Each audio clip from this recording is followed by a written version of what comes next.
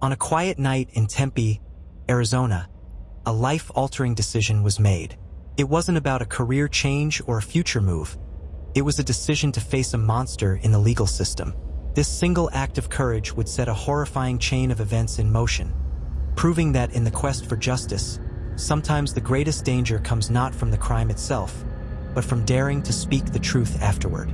This is the story of Mercedes Vega, a 22-year-old woman whose bravery made her a target, whose strength was silenced, and whose memory became the epicenter of a ferocious legal battle fought by two grieving parents, Tom and Erica Pillsbury.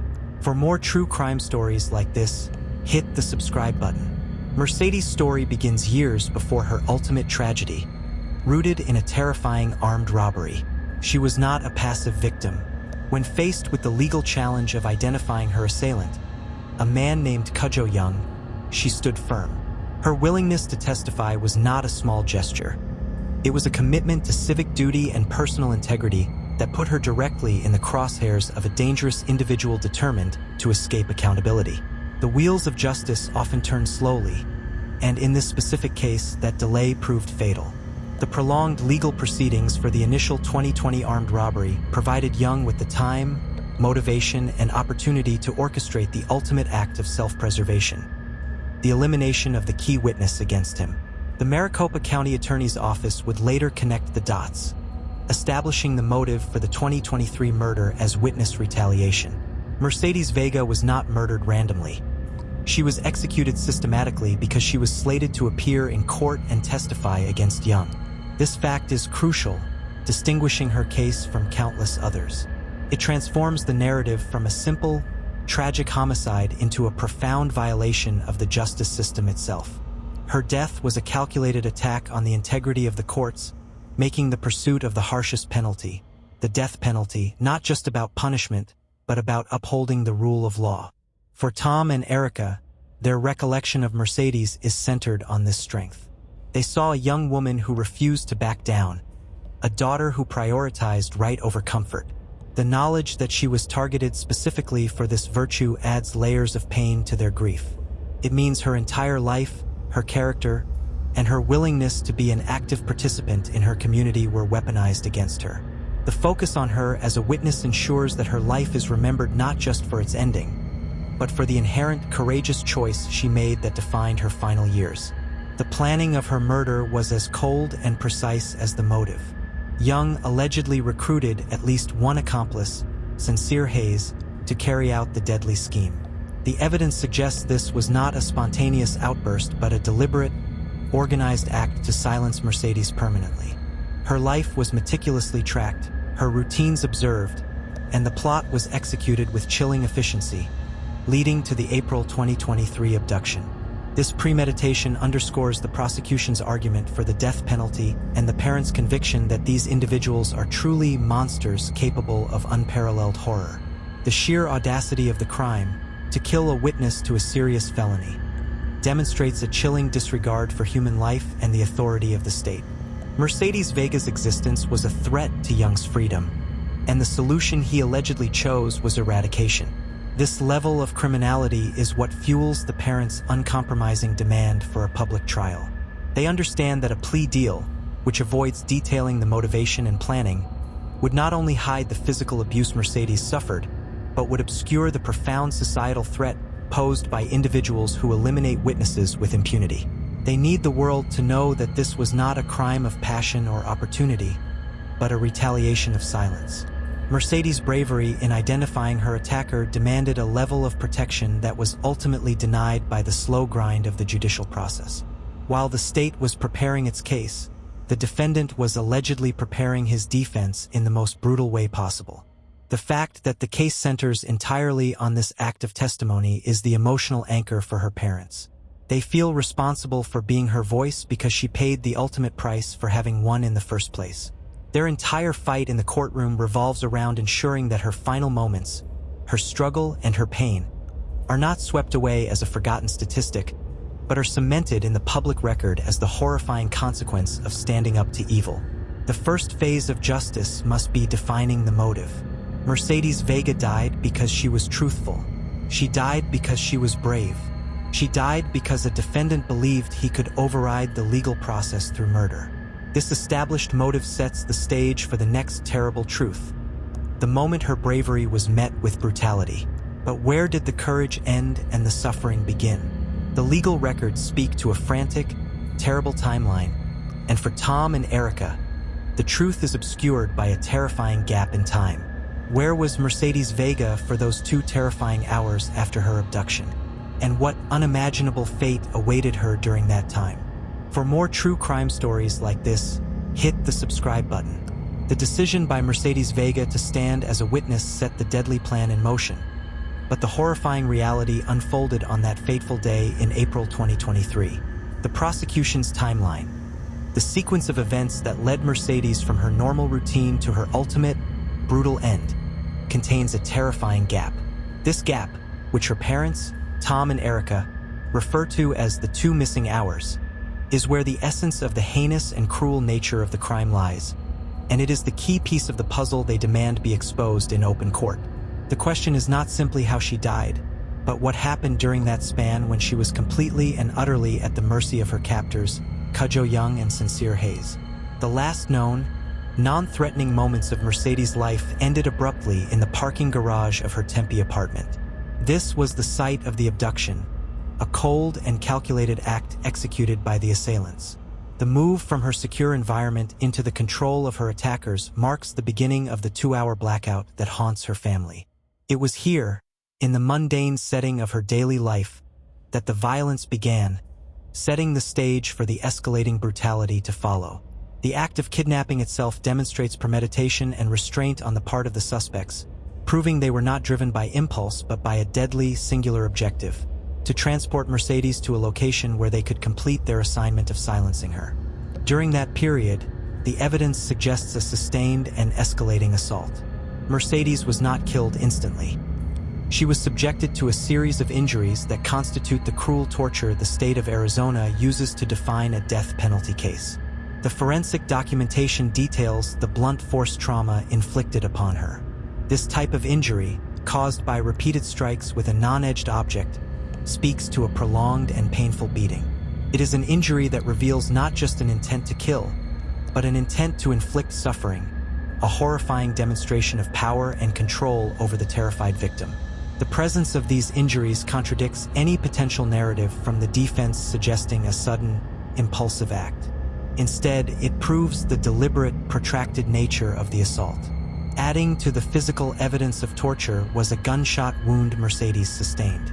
While this injury may not have been the final, fatal blow, its presence confirms the use of lethal force during the 2-hour period and underscores the sheer terror she must have endured. The combination of blunt force trauma and a bullet wound, sustained perhaps in an attempt to fight back or escape, highlights the struggle Mercedes put up against her attackers. This is the fight her parents desperately seek confirmation of. Did she scream? Did she cry?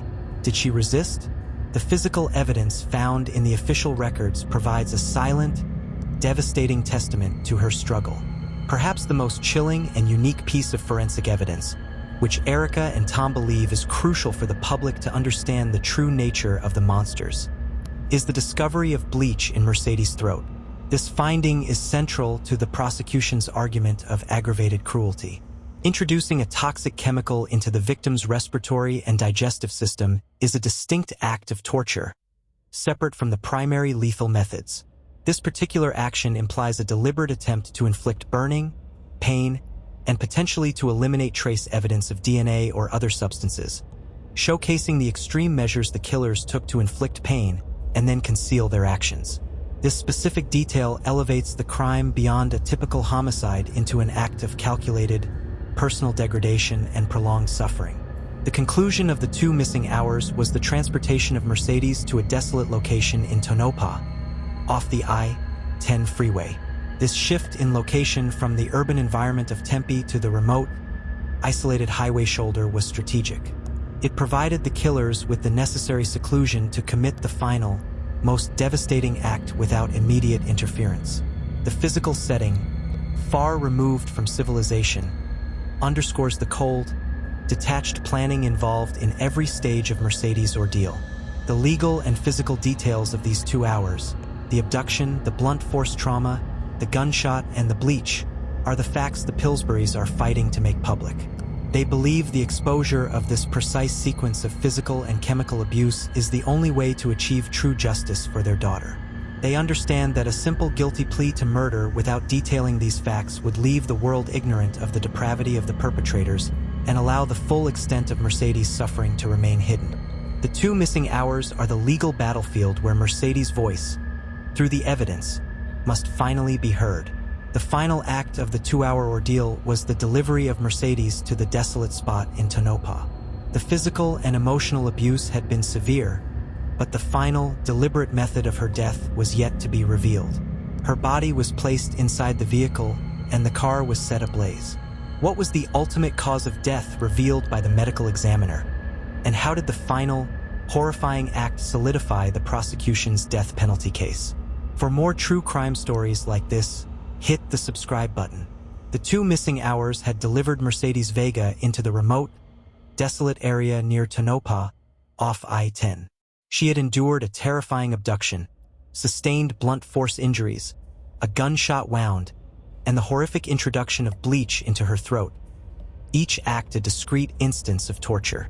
But the monsters responsible, Cudjoe Young and Sincere Hayes, were determined to ensure absolute finality, not only to end her life but to obliterate the evidence of their crime. The final, brutal act they committed solidified the case against them as one warranting the most extreme form of punishment the state of Arizona can deliver. The final act of the conspiracy was the arson. Mercedes Vega was placed inside a vehicle, and that vehicle was intentionally set on fire. This was a deliberate attempt to destroy forensic evidence, conceal the sequence of prior events, and guarantee the death of the victim. The burning car, later discovered by authorities, became the definitive crime scene, a gruesome monument to the depravity of the perpetrators. The investigation, while challenging due to the destruction wrought by the flames, ultimately allowed the medical examiner to deliver the irrefutable truth about Mercedes' final moments. The medical examiner's report confirmed the prior injuries, establishing the torture she endured. However, the official, conclusive cause of death was determined to be smoke inhalation. This is a devastating and crucial detail.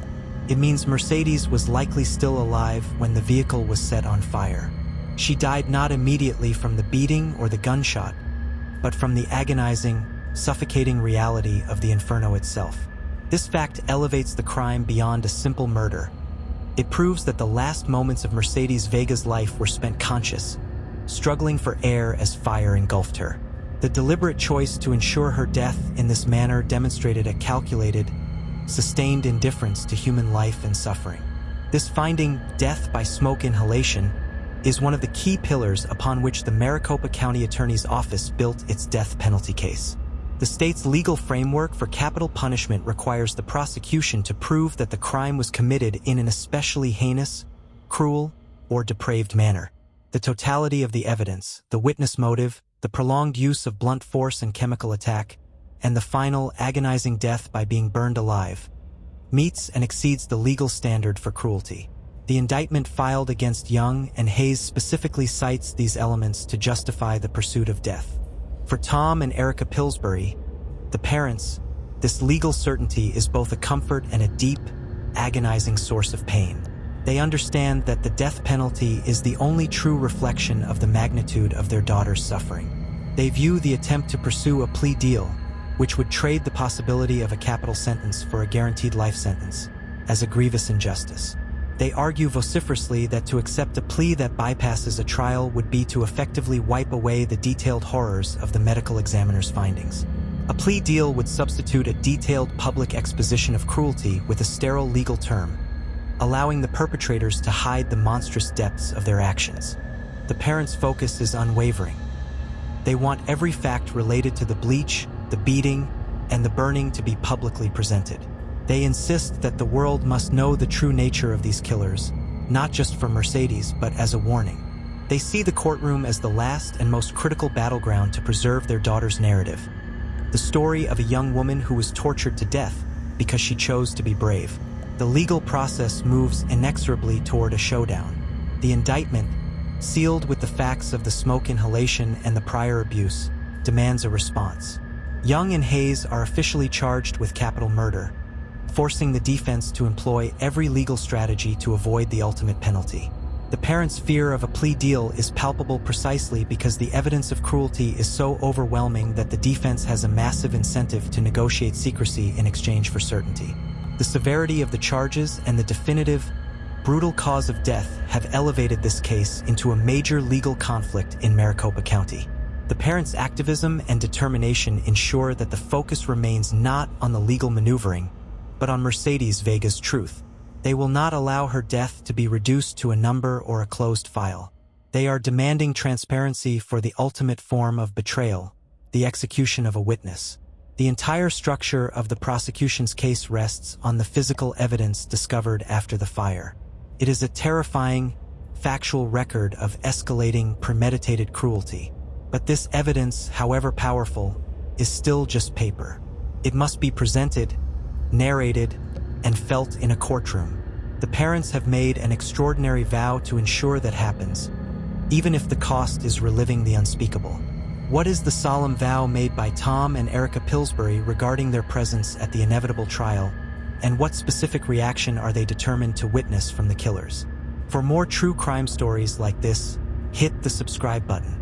The indictment was clear, the motive established, and the medical evidence of death by smoke inhalation was final, cementing the decision by the Maricopa County Attorney's Office to seek the death penalty for Cudjoe Young and Sincere Hayes. The path forward is the grueling, agonizing public exposure of every painful detail. But facing this process requires a strength that transcends normal human resilience, and Tom and Erica Pillsbury, Mercedes' parents, have made an extraordinary, solemn vow of vigilance to ensure the accountability they seek is delivered without compromise.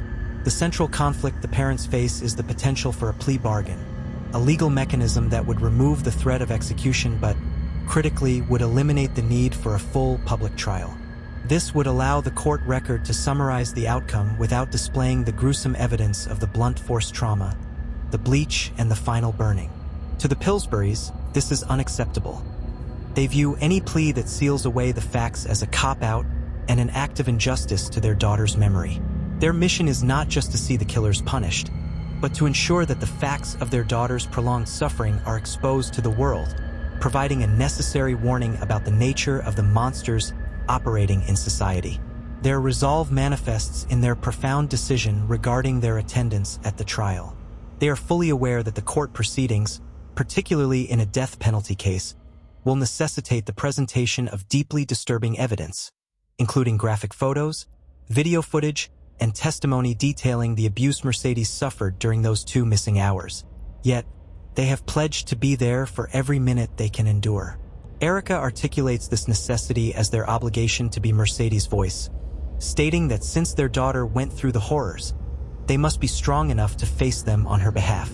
Tom echoes this stance with an act of defiance. He refuses to allow the killers to view him and Erica as victims who are scared away by the brutality of the crime. Their presence in the courtroom is not an act of morbid curiosity. It is a strategic choice to deny the perpetrators the psychological comfort of an empty victim's bench. They have a choice, and their choice is to be present, visible, and unwavering. While they acknowledge they may step out during the most intensely graphic visual presentations, particularly the photos of the burned vehicle and their daughter's body, their commitment is to remain within earshot, hearing every testimony that details the final moments of Mercedes' life. The ultimate aim of their vigilance is to demand a reaction.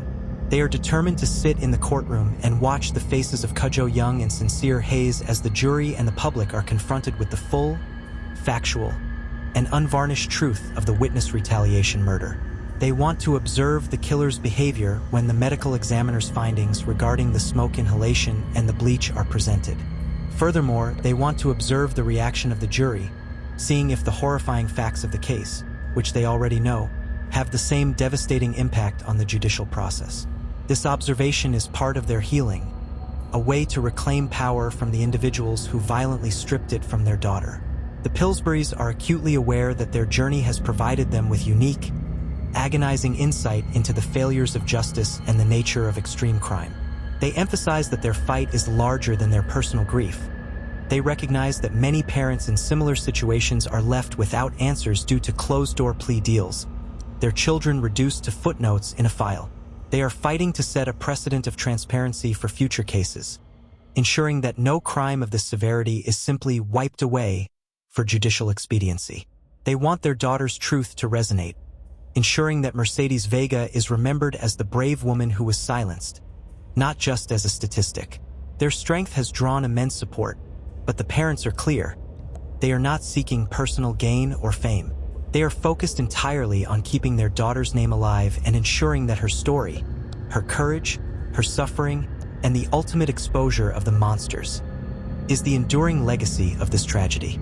They carry the immense weight of their grief, but they weaponize their sadness into a relentless pursuit of accountability, determined that the consequences for Young and Hayes will be absolute and public.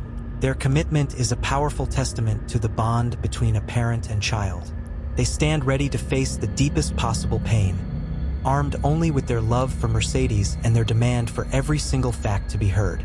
The trial, if it proceeds, will be their final, harrowing opportunity to force the world to see what was done to their baby girl. Their presence is the final act of resistance.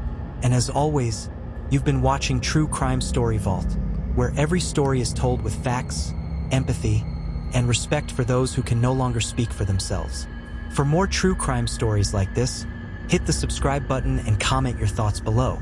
Until next time, remember, the truth is never buried.